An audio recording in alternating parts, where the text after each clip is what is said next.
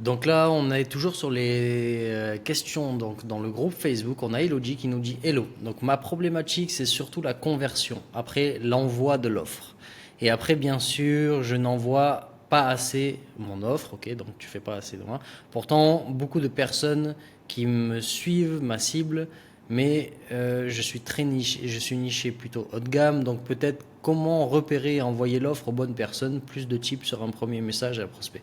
Alors, il y a deux façons de répondre, marketing, vente. Le marketing, tu la connais, je pense que, ben, encore une fois, tu as du tofu, mofu, bofu. Donc, si la personne, tu envoies, alors niveau 1, niveau 2, niveau 3, si tu envoies ton offre et que la personne, elle n'est pas au niveau 3, elle est au niveau 2 ou au niveau 1, la personne s'en branle de ton offre.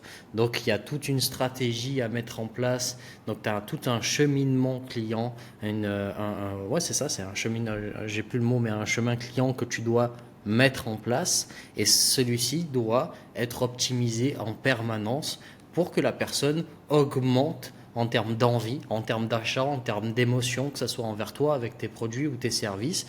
Et évidemment, à un certain moment donné, tu dois donner ton offre. Mais pas, tu dois pas, encore une fois, quand vous vendez votre chose, c'est comme votre corps, et vous ne l'envoyez pas à n'importe qui. Il y a des personnes qui doivent passer des étapes. Une fois que tu as trouvé que la personne, elle a besoin et elle a passé toutes les étapes et que justement tu es OK avec ça, ben à ce moment-là, tu parles de ton offre, etc. Mais c'est pas avant.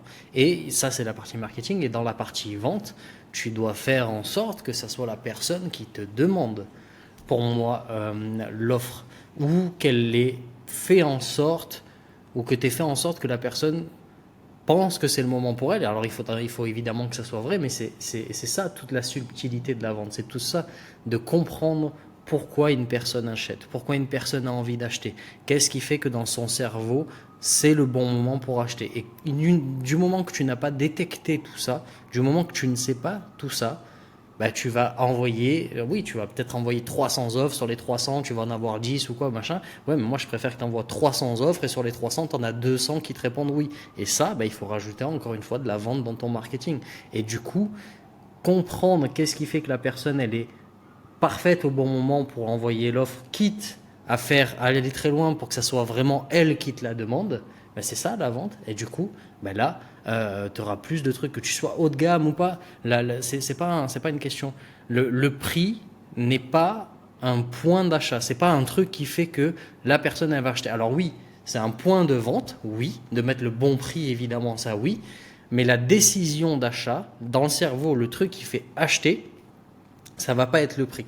C'est pas du tout le prix, c'est trois trucs et c'est pas du tout le prix. Donc on s'en fout que tu sois haut de gamme ou pas.